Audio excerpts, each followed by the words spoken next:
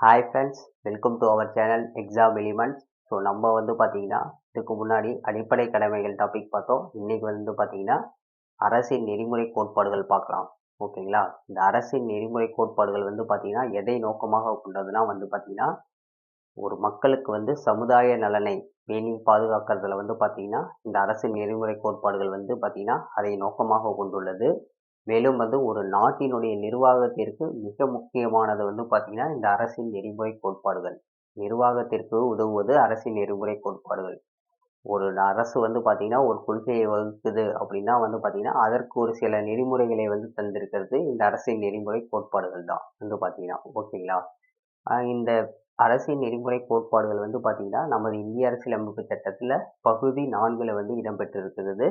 இதனுடைய பிரிவு வந்து பார்த்தீங்கன்னா ஆர்டிக்கல் வந்து பார்த்தீங்கன்னா 36 முதல் 51 வரை இருக்கிற ஆர்டிக்கலில் வந்து பார்த்தீங்கன்னா இதற்கான கோட்பாடுகள் வந்து சொல்லியிருக்காங்க. ஓகேங்களா? இது வந்து எந்த நாட்டிலிருந்து பெறப்பட்டதுன்னா அயர்லாந்து நாட்டிலிருந்து பெறப்பட்டது. இந்த அரசின் நெறிமுறை கோட்பாடுகள் வந்து பார்த்தீங்கன்னா நம்ம அயர்லாந்து நாட்டு அரசியலமைப்புல இருந்து நம்ம எடுத்துக்கிட்டோம். ஓகேங்களா? அடுத்தது வந்து பார்த்தீங்கன்னா இது வந்து பார்த்தீங்கன்னா ஒரு 3 கொள்கை அடிப்படையில் தான் இதை வந்து பிரிச்சிருக்காங்க. ஒன்று வந்து பார்த்தீங்கன்னா சமதர்ம கொள்கை, காந்திய கொள்கை, தாராள அறிவு கொள்கை. ஓகேங்களா? இந்த 3 கொள்கையை பேஸ் பண்ணி தான் வந்து பார்த்தீங்கன்னா இந்த 36 முதல் 51 வரை இருக்க அந்த ஆர்டிகல்ஸ் வந்து பார்த்தீங்கன்னா இந்த 3 கொள்கையை பேஸ் பண்ணி தான் வந்து வகுத்திருப்பாங்க. ஓகேங்களா? இந்த இந்திய அரசியலமைப்பின் புதுமையான சிறப்பம்சம் இதை வந்து பார்த்தீங்கன்னா அம்பேத்கர் வந்து இதை வந்து ஒரு விவரிச்சிருப்பாரு. இது வந்து பார்த்தீங்கன்னா அரசின் நெறிமுறை கோட்பாடுகள் என்பது ஒரு இந்திய அரசியலமைப்பின் ஒரு புதுமையான சிறப்பம்சம் அப்படின்னு சொல்லியிருப்பாரு. ஓகேங்களா? இந்திய அரசியலமைப்பினுடைய மனசாட்சி அப்படின்னு இதை சொல்லியிருப்பவர் யாருன்னா பார்த்தீங்கன்னா கிரன்வில்லி ஆஸ்டின்.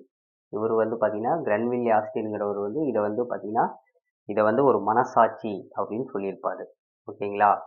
அடுத்தது வந்து பார்த்தீங்கன்னா இந்த அரசின் நெறிமுறை கோட்பாடுகள் வந்து பார்த்தீங்கன்னா அரசுக்கு வந்து வெறும் அறிவுறுத்தல்களே. ஒரு அரசுக்கு வந்து பார்த்தீங்கன்னா அது கொள்கைகளை வகுக்கும் போது ஒரு அறிவுறுத்தல் கூறுவதற்காக வந்து இதை உருவாக்குனது தான் வந்து பார்த்தீங்கன்னா அரசின் நெறிமுறை கோட்பாடுகள். அடுத்தது வந்து பார்த்தீங்கன்னா இது வந்து நீதிமன்றத்தால் கட்டுப்படுத்த முடியாது. ஸோ எந்த ஒரு நீதிமன்றத்தாலையும் இதை வந்து கட்டுப்படுத்த முடியாது. ஆனால் அடிப்படை உரிமைகளை வந்து கட்டுப்படுத்தலாம். அரசின் நெறிமுறை கோட்பாடுகளை வந்து கட்டுப்படுத்த முடியாது. இது வந்து பார்த்தீங்கன்னா ஒரு கொள்கை சார்ந்த ஒரு முடிவுகள் தான் வந்து பார்த்தீங்கன்னா. அடுத்து வந்து தார்மீக மற்றும் அரசியல் ஒப்புதல் பெற்றவை. இவை வந்து பார்த்தீங்கன்னா தார்மீக மற்றும் அரசியல் ஒப்புதல் பெற்றவை. அடுத்து வந்து பார்த்தீங்கன்னா சமுதாய பொருளாதார ஜனநாயகத்திற்கு இது உறுதியானது. ஓகேங்களா? ஒரு சமுதாயத்திற்கும் ஒரு பொருளாதார முன்னேற்றத்திற்கும் இது வந்து பார்த்தீங்கன்னா உறுதியாக இருக்கும். இதன்படி நம்ம செயல்பட்டோம்னா வந்து பார்த்தீங்கன்னா நம்மளுடைய பொருளாதார முன்னேற்றத்திற்கு இது உறுதியாக இருக்கும் அப்படின்னு சொல்கிறாங்க. ஓகேங்களா? மனித உரிமைகளை பாதுகாக்க இது வழிவகுக்கிறது. ஸோ மனித உரிமைகள் என்னென்ன இருக்குன்னா பார்த்தீங்கன்னா அந்த அடிப்படை உரிமைகள்லாம் நம்ம ஏற்கனவே படித்தோம் இல்லையா? அந்த உரிமைகள் அனைத்தையும் பாதுகாக்கிறதுக்கு இது ஒரு உதவுது அப்படின்னு சொல்கிறாங்க. ஓகேங்களா? இதுதான் வந்து அரசின் நெறிமுறை கோட்பாடுகள்.